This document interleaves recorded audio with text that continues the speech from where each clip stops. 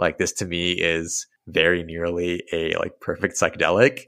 The only drawbacks to it are that one, it's just incredibly hard to find. I'm Yuki, joined by my co-host Reggie, and you're listening to Modern Day Hippie, the podcast about doing drugs in a responsible, fun, and safe way to improve your life. Before we jump into today's episode, a quick legal disclaimer. This podcast is for educational and entertainment purposes only. Our goal is to educate and inform others about the realities of substance use in an engaging format. By listening to this podcast, you agree not to attempt to recreate anything found in this episode or any of our other content. We are not confessing to any acts stated in this podcast. The content in this episode should not be treated as factual or real in any way. Now, with that, we hope you enjoyed today's show. Ladies and gentlemen, we've got an extra special banger for you guys today. This episode has been in the works for a while. It's been one of our most highly requested topics. It's been one that Reggie and I have been really excited to record for months now, probably even longer. And it is our definitive 2023 drug tier list. We're covering a pretty broad and comprehensive range of substances in this list. We have quite a few to get through. We got 22 drugs that we're going to be covering today, and we're excited to get into it. We're going to start from the bottom of the list and work our way up. So like any normal tier list, S tier is like God tier, and then it goes down through A, B, C, D, E, all the way down to F. We're going to start with F tier and we're going to work our way up, and you guys will progressively learn what drugs we enjoy as we go up that list. You ready to kick us off, Reggie? Yeah, let's do it. And just for everyone listening at home, we are ranking within the tiers as well. So we're going to start off with what we completely least recommend at the bottom of F tier, and then move our way up towards the top of F tier, which we also still completely do not recommend. So as for the absolute worst drug, lowest drug on our whole tier list, we're going to have to say heroin. Yeah, and reason being for heroin, it's just like a gnarly fucking drug. When you get to the point that you're injecting something into your body, that's just a no-go from the start. And this is a drug that literally ruins people's lives. I mean, you hear news stories about it. You presumably see people who've had their lives ruined by this. And this actually hits a little bit close to home for me because I had a cousin who struggled with heroin addiction and was honestly on a really great path, like smart dude. And it completely derailed his life for a couple of years to the point where he sold literally everything he owned so that he could buy more heroin, and was homeless for a while, literally like enslaved by this drug. Luckily, he's better now. You know, he went through rehab. Now he's back and doing well. But I mean, that's just a couple of years that he lost out of his life. And I saw the effect that had on his family. So definitely something I would not fuck around with. And like, that's one of a handful of drugs that I will just never even consider doing in a million years. Yeah, don't do heroin. It could also very commonly be cut with shit like fentanyl and stuff. So like, you really, really don't want to be putting that in your body. Yeah, it's no bueno. And damn, dude, I didn't know about your cousin. That's wild. Dude, yeah, it's honestly pretty sad. And I'm just glad that he's doing better now. But, you know, he's definitely a little bit changed as a person too. Like, yeah, man, it's tough to see, especially when it's someone closer to you like that. I'm glad that he went to rehab and everything. Yeah, me too, man. Me too. Next up, still in the F tier, we have crystal meth. Yeah, so for this one, actually my ex-girlfriend tried this one, and she told me that it was like fucking living in hell and the worst experience of her entire life, and she couldn't sleep for days. So just hearing that story alone completely turned me off from the idea of ever trying like smokable meth or anything. Yeah, and just for context, like this is like the drug that Breaking Bad is about, and meth is definitely something that's very much like the classic tweaker drug. Literally will keep you up for days and days on end. And I've heard that the feeling of it doesn't last all that long, so you just kind of want to keep doing it and doing it. And people literally snort like entire crystals, bro, not even crushed up powder. Like that's also some gnarly shit. That's also a heavy no-go on our list, as is everything in this F tier. Next up, we have crack. Just kind of a stupid drug. You don't really know what's in it necessarily. It's also just kind of expensive for like a bullshit high. Like, Yeah, to me, crack cocaine is also kind of like our parents' generation of no drug. Like that's kind of the OG just thing that like should not be done. And I don't even know if people still do crack that much anymore. I feel like things like heroin have really maybe like taken over that scene. I wouldn't know, to be honest, not super familiar, but crack is just like there's just no good reason to do it. Like why would you do it? Just stay away from it.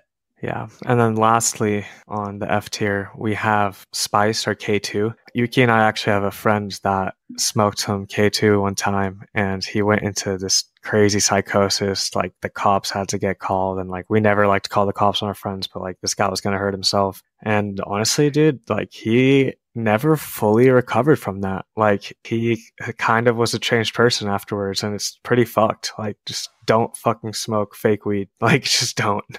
Yeah, and honestly, I didn't realize how bad this shit was until that experience with our friend. And like, I've never tried it. I've never had any interest in trying it. It's also just such a niche drug. Like, it's not something I really see being offered by dealers that I've ever dealt with. And it's like, yeah, if you want to get high, just smoke some weed. Like, it's that simple. All right. Well, that wraps up our F tier. So we've got from the bottom going up, but still all really just bad shit that we would never recommend is heroin, meth, crack, and K2. So those are good. Let's move on to the E tier. This one's pretty short. These are also drugs that we just would not like recommend. We wouldn't enjoy doing. We wouldn't want our friends doing. And these are like less harmful, I think, overall, but can still be extremely bad. And also stay away from these. The first one on this list is lean. Yeah, so the problem with lean is that a lot of the lean that you're going to buy is probably fake unless you have like really good plugs for that shit, but it's really just not worth it with lean. Like so many people sell fake lean, and it's also super expensive. So like, dude, don't waste your money for like something that's just going to make you not feel something. Like it's kind of dumb. Yeah, I feel like you could get a way better high and just feeling for less damage and way less money. Yeah, don't buy into the hype with lean. It's like super not worth it. Yeah, it doesn't make sense to me. Like in my head, lean is I guess kind of like a poor person's drug, but also that shit's expensive, so I don't know how the hell that shit works. Yeah, bro, I don't know about that. Like maybe back in the day, but like now that shit has a high ass market value, especially because they made it so much harder to get like prescriptions for promethazine codeine.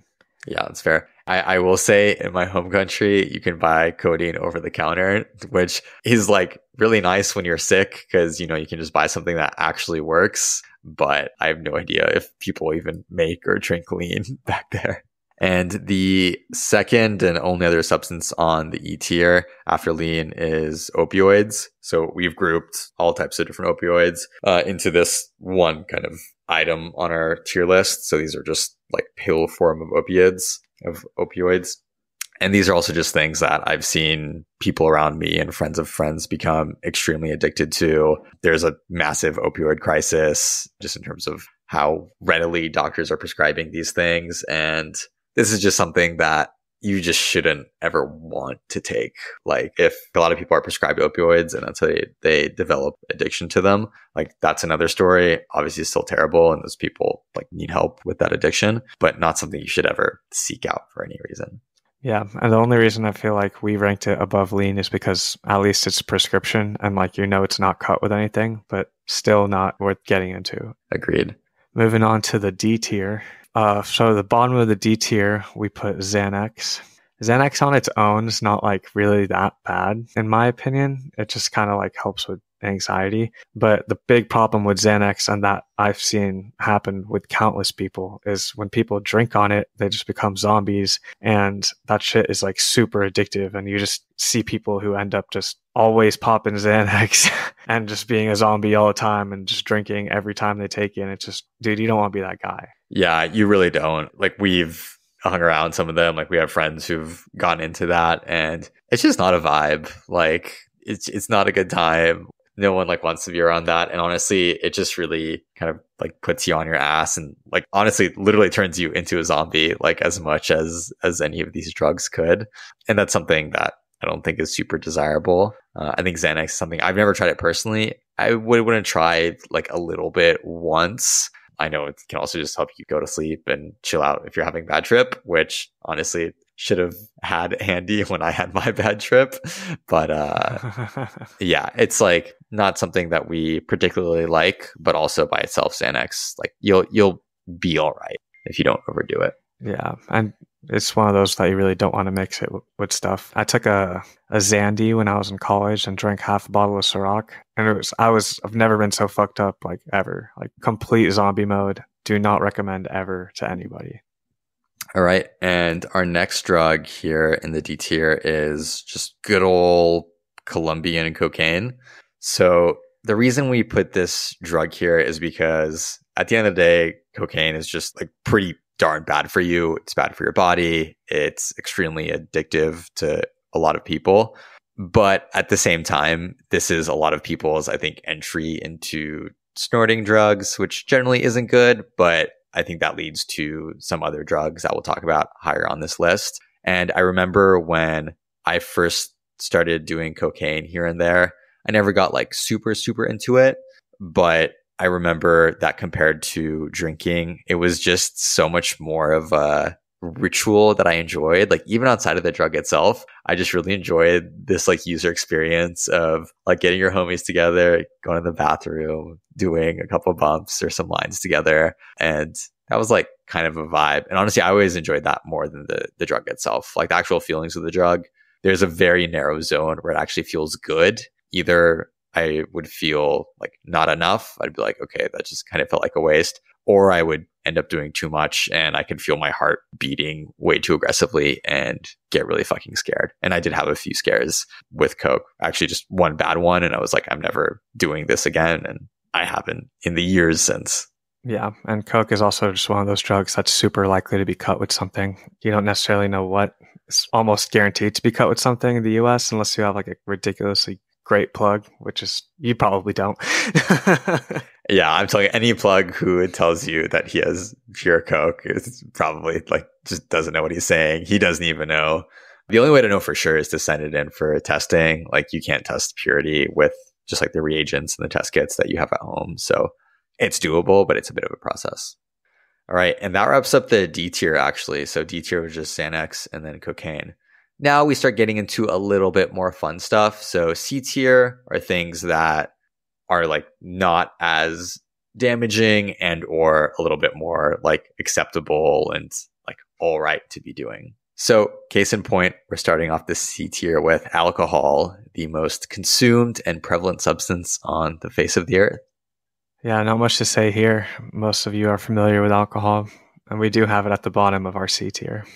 Yeah, and reason being for that is if you listen to this podcast, then you're aware that we think alcohol is a pretty bottom tier drug, quote unquote. Obviously, there are things that are worse than alcohol without a doubt. But as far as like the categories of substances that are done very commonly, it's pretty crazy that alcohol is consumed by everybody, everywhere on a super frequent basis. But, you know, unless you just drink to extreme extents, you know, most people are relatively okay with their alcohol consumption. And next up in the C tier, we have Delta 8, which is pretty much just like a form of weed that's legal in a lot of places where weed is not legal, or Delta 9 is weed is. And, you know, Delta 8 is pretty chill. You can get it pretty easily and you get a decent high from it. So it's a pretty solid middle of the C tier. Yeah, the nice thing with Delta 8 is it's very accessible. I mean, even in states where weed isn't legalized, I feel like there's a decent proportion of just gas stations and convenience stores that sell like Delta 8 vapes and things like that. I think the thing that I don't like about Delta 8 is the handful of times I've gotten high off of it, it hasn't been super enjoyable. I would say that it's reminiscent of a weed high, but it also just kind of feels like half of a headache. And I'm like not really down for that. Dude, I don't know. I disagree with that. I think it totally depends on the quality of the cannabinoids and the Delta 8 that you're consuming. And I think a big problem with Delta 8 is that there's so much black market Delta 8 out there, especially at the gas stations and stuff. It's like not legit and you don't really want to be putting that in your body anyways. That's fair. Yeah, I think the tough part then is how do people make sure they're getting better Delta 8 when, you know, they're probably just picking up from they're like down the street convenience store. And then last, top of the C tier, we've got dabs. I used to be an avid dab consumer myself. I would consume dabs on a daily basis. Honestly, I think I'd rank it higher if it weren't for the fact that you're just incapacitated after taking dabs and you can't really be very productive afterwards. But, it's a fun drug. You get high as fuck if that's what you're trying to do. Yeah, it's definitely peak stoner status when you're ripping dabs all the time. I've done them a couple of times. I'm nowhere near enough of a stoner to appreciate them, but I have friends who really like dabs, and they're at a point where dabs are the only thing that will get them high without spending a shit ton of money. I think the thing that I find really funny with dabs is, like, in theory, you can take a tiny amount and not get super, super zooted. But like when you see that tiny amount on your little dab tool, it looks like comically small. And so you're like, oh no, I definitely need a little bit more. And like the first time I did dabs, I threw up because I got super crossed. And like that was just a tiny dab that like absolutely sent me like to the moon in a really bad negative way that led me to hugging my toilet for like 2 hours that night. So not a fond memory. But again, I think it is kind of an acquired taste, so to speak. And I'm glad that people find enjoyment in it. Yeah, dabs are lit. We used to hit him with an inhaler next to us, so we'd hit the dab and then hit the inhaler so that we could keep doing more dabs. Dude, that's the most degenerate shit I've ever heard. Anyways, moving on to the B tier. Sticking with the theme of weed here. At the bottom of the B tier, we have edibles. Yeah, so edibles, we put them in the B tier because if you live in a state where weed is legal, they're super accessible. They come in nice like chocolates or gummies, or I feel like there's so many options out there nowadays. And they give you like a nice solid high. The reason we didn't put them higher was because it's a lot harder to dose edibles. Like sometimes they'll hit you a lot harder than you want. Sometimes they won't. And it really takes a while for them to kick in. Like by the time you actually feel your edibles, it's not as simple as just taking more to amp it up. Like it'll add up a little bit, but really it'll just extend this already pretty lengthy experience that, is going to last a couple of hours. And so it's definitely a bit more of a commitment than other forms of weed. Yeah. And unlike psychedelics, at least for me personally, edibles are a bit too much of a commitment since they always seem to find a way to last into the next day for me versus like psychedelics, like don't necessarily do that. So if like you're taking edibles on a Sunday, you got to work on a Monday, like you got to be careful, man. You don't want to be showing up to work high on Monday morning because you took edibles on Sunday night. Like, oh, hell no. Yeah, that is such an L. Dude, that's happened to me too many times, man. Like that's why I stopped doing them unless I knew I was free the next day. All right. And next in the B tier, we have a drug that we talk about a decent amount on the podcast, and that's kitchen sink 2C. So this is basically the knockoff version of 2CB. The tough part with the substance is that it is literally a cocktail of other substances. Every batch of kitchen sink 2C can have different combinations of different substances in different ratios. The ultimate goal of any good kitchen sink 2C is to try to replicate or as closely as possible simulate the effects of actual 2CB. Some batches do this better than others, but I would say my average experience on kitchen sink 2C is generally pretty positive.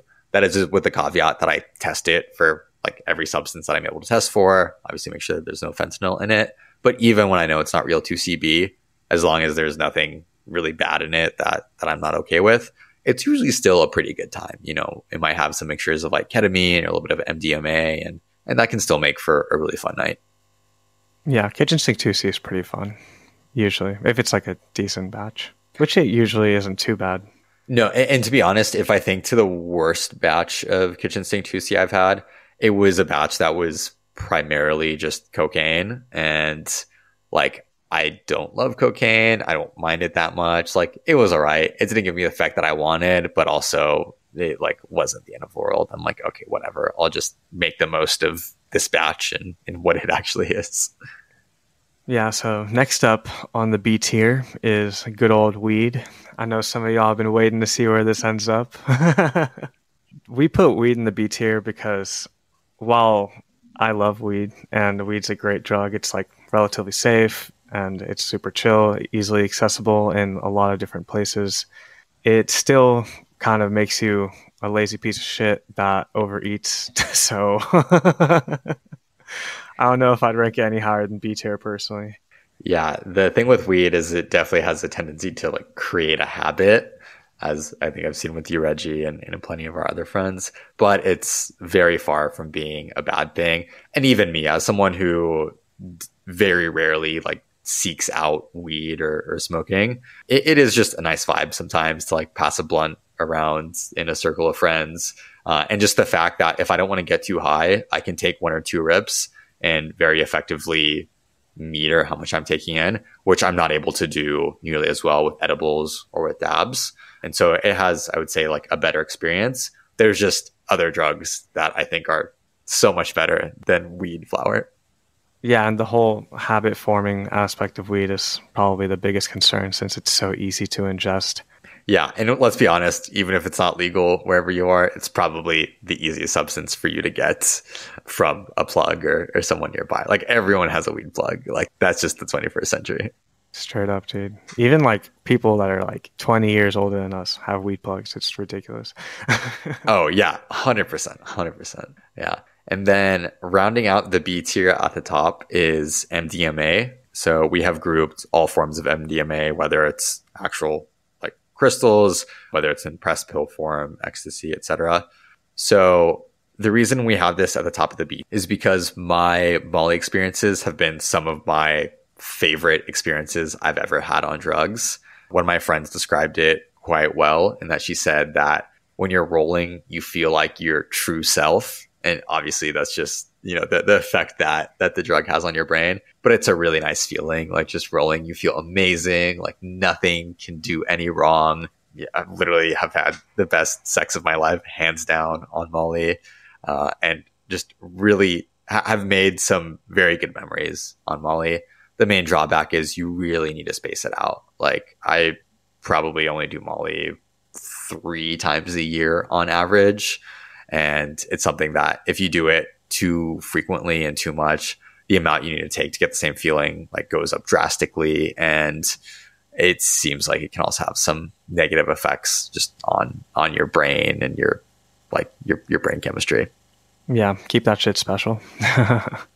Yeah, exactly. That's what it really comes down to. Like Molly is a very like special occasion kind of thing.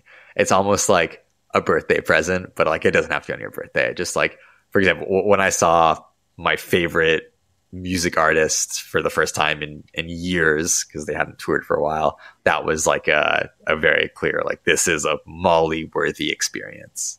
It's a great example. You're at the club and the music is thumping, but you've got nothing left in the tank. So what do? Sniff some cacao. Yup, you heard that right. Sniff some cacao. It's the hottest new trend in the club and party scene. One bum-sized sniff of raw chocolatey powder contains the caffeine equivalent to a half cup of coffee, and boom, it hits instantly. And the best part is you can now sniff cacao anytime, anywhere. Right out in the open, in front of the DJ booth or the stage, even at the VIP table with your friends. Now, how does that happen without drawing unwanted attention? Snogo's spring-loaded bump straws make it possible. These classy, triple mirror polished bump straws are the safest, most discreet way to enjoy sniffing cacao. In fact, you've most likely already seen people wearing Snogo's bump straws as pendants around their necks without even knowing it. Discover why sniffing cacao using Snogo bump straws is being called the biggest revolution in partying since the invention of rock and roll. Jump on over to snogostraws.com to learn more. That's SNOGOSTRAWS.com and use discount code MDH15 at checkout for 15% off your entire order. And moving on to the A tier, we are going to talk about some drugs that Yuki and I both really enjoy. And these drugs are amazing. We love these drugs. We probably do these drugs more regularly than anything else other than the S tier. The only reason that these haven't quite made it to S tier is because just the S tier is just one step above these. But anyways, bottom of the A tier, we have 5-MeO DMT. And I've done DMT a few times. Yeah, and just to clarify, this is like the normal DMT that you hear about. Yeah, this is like the DMT that you hear people doing stuff. It lasts like 10 to 30 minutes or whatever. I've done this drug a number of times, and honestly, you can have some ridiculous experiences if you break through and like take enough of it. And I've done it in a few different forms. I've done it through a cart. I've done it through like a dab rig, which is how I was able to break through. The only reason I wouldn't put it in the S tier is just because it's really just a commitment, like mentally. It's not like a time commitment, but that shit can get fucking intense, dude. Like, and like, it's not, I don't know if like everybody would necessarily be ready for an experience like that. So I wouldn't want to put it in the top tier for that reason. Yeah, and honestly, I haven't even done DMT yet. I am very much looking forward to the first time that I do it. And I could definitely see it being a drug that as we go on through our lives, I could see it getting more like A plus or S minus tier. But I have no experience with it. And I think it's still a drug that, we want to experiment with. And it's awesome. But like Reggie said, a little bit, just like Reggie said, it's just a notch below some of the S tier substances. Next up in the A tier, we have a personal favorite of mine, which is ketamine. So ketamine is a drug that's been relatively newer to me. At this point, it's been many months, but I've had some really, really great times on ketamine. The effects can be incredibly positive. There's a lot of clinical trials being done right now with ketamine, alongside psychedelics for treating mental disorders and all sorts of things like that. So there's some good promise there. The drawback with ketamine is it's a drug that you snort usually, and that's just not great to do super often. Like your nose won't be super happy if you're just railing lines of anything too frequently. And it's also something that can be almost deceptively easy to build up a tolerance to. So you need to make sure that you're spacing out your ketamine sessions across, at least like a week or two in between, because you can very quickly go from doing a quarter or half a gram a night, having a great time, to doing like multiple grams trying to get that same feeling. So just, you want to be careful of that, but as long as you're cognizant and doing ketamine in a responsible way, I truly think it's one of the more top tier drug experiences that someone can have. Yeah, super fun drug, honestly. And moving on to one of my personal favorites. Oh yeah. LSD. I got very into LSD in college to the point where I was tripping at least every weekend, like in consecutive weekends, which honestly I don't really recommend because your tolerance kind of builds up pretty quickly that way. But it's a great drug. It lasts like 8 to 12 hours. You get some great visuals, and you don't really have a lot of the nausea that you get with something like shrooms. But that being said, it is a very long time commitment. Like, you really need to have at least 8 to 12 hours to do this drug if you want to be comfortable the whole time. Yeah, and to be honest, as far as the actual trip goes, I would say I significantly prefer LSD over shrooms. Main reason being is, one, way less nausea, like you mentioned, than shrooms. Number two, it's always such a visual experience for me. Like when you see like the memes and like scenes in movies of people on LSD, they see the colors and they see things that are actually not there. LSD is what gets me like the closest to that experience, with that very strong like visual input and hallucination. Yeah, the only issue is it's a long fucking time. And I definitely used to take it more often than I do now. I don't think I ever did it as often as you, Reggie, but it's something that I've dialed back to maybe doing once or twice a year. Not because it's not good to do more often, but just because it's such a commitment to find the time for it. Like, ain't no one got time for that these days, man. And I generally like tripping at night. Either it's like a concert, a party setting, or it's just like vibing at home, and you can't drop a tab of acid at like even 7 or 8 p.m. and expect to get any sleep that night. Yeah, honestly, if it weren't for the time commitment, that would be an easy S tier. Oh, 100%. Yeah, easy.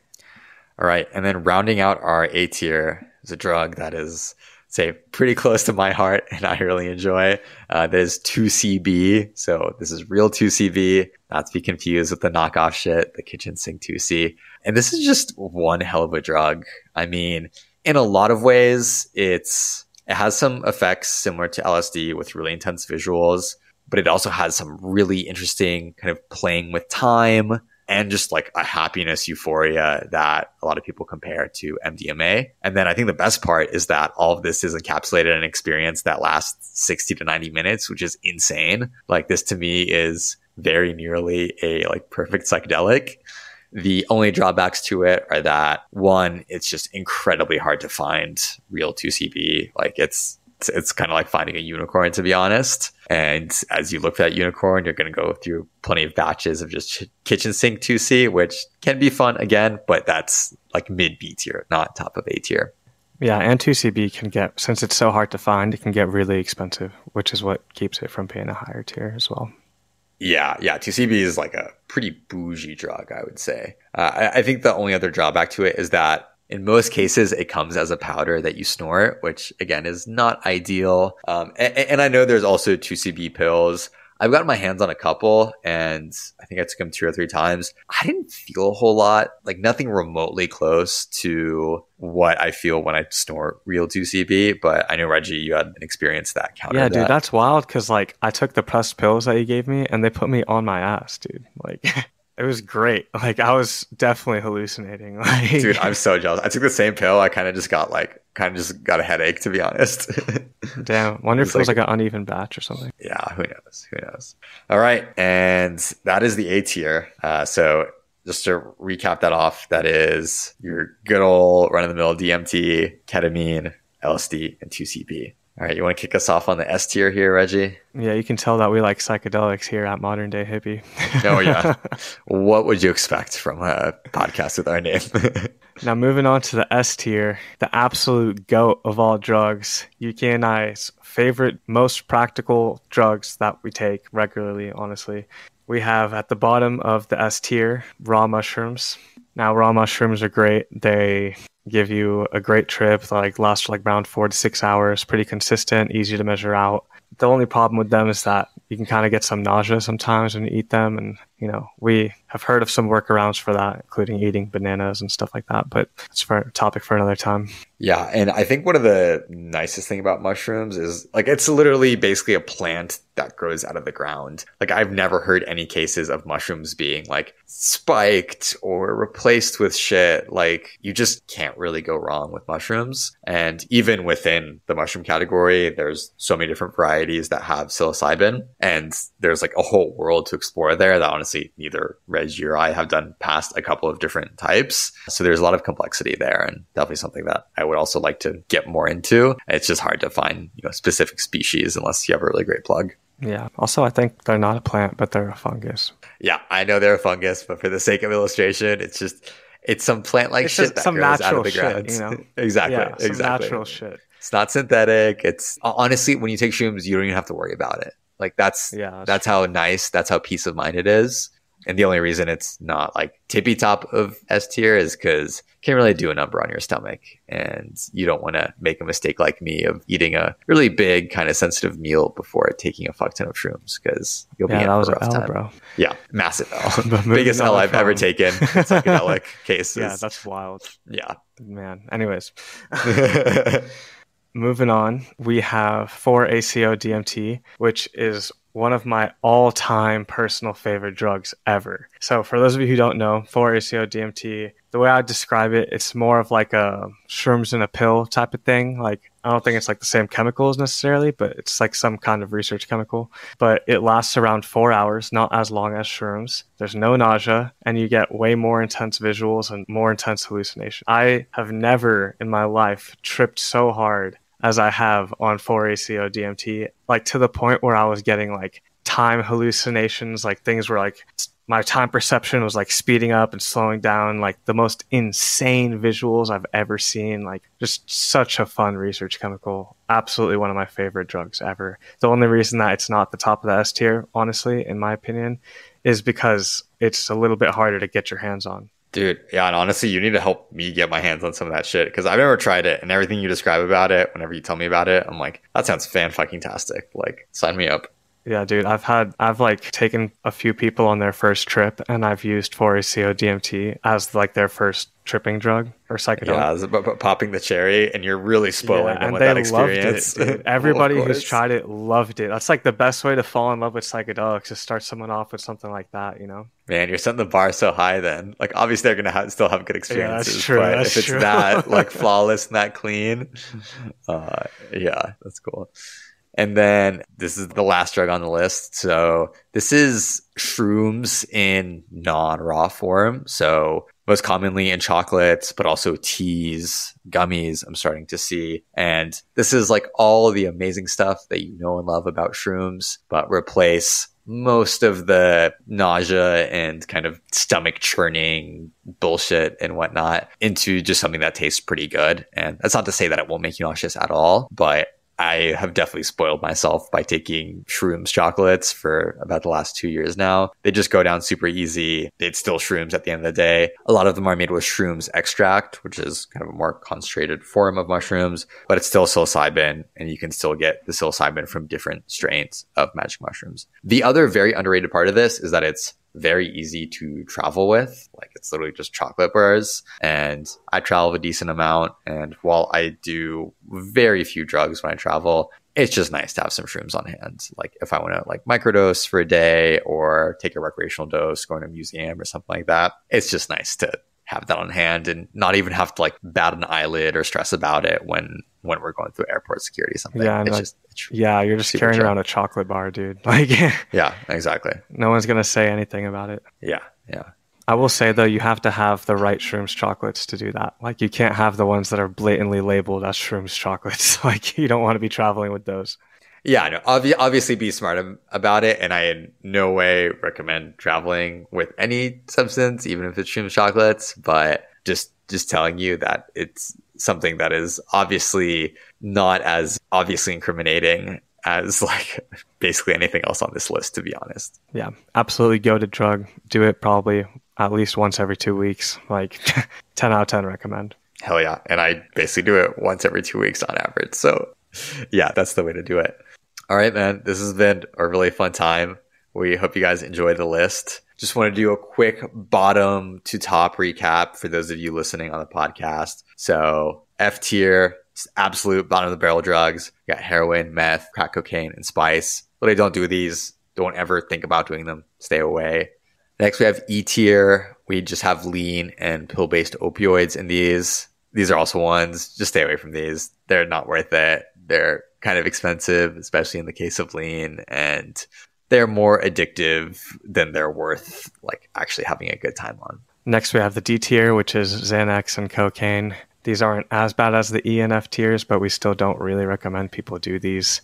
And then moving on, we got the C tier, which is alcohol, Delta 8, and dabs. These are in the more fun category, but they're just not as good as what's next on the list. And then coming in on B tier, we've got edibles, kitchen sink, 2C, just regular weed, flower, and MDMA in all of its forms. These are substances that we actually find fun in a good amount of cases, but each one kind of has a caution stamp or a qualifier that goes along with it if you want to enjoy it responsibly or in an especially fun way. Then on the A tier, this is where we get into the drugs that we really enjoy and do on a pretty regular basis. We have DMT, ketamine, LSD, and 2CB. These are all drugs that we very much enjoy. And lastly, in the S tier, the absolute goated tier of drugs that we love more than any of the others, we have raw shrooms, 4-ACO DMT, and chocolate shrooms. If you guys have any thoughts about our tier list, whether you agree, you disagree, you think something should have been on the opposite side of the tier list, let us know. We love to hear what you guys think, and we'll be updating this list every year moving forward. And I'm excited to see how those are going to change over time and as our experiences with these drugs evolve. Thanks for listening. That's today's pod. Truly, thank you for listening to the show. We seriously fucking appreciate it. If you want to help us out, just leaving a rating or a comment, you know the drill, would be incredibly helpful. But more importantly, share the knowledge and the love with your friends. Make sure they're getting the information they need on this topic that is so underserved and underappreciated in today's society. We'll see y'all next week.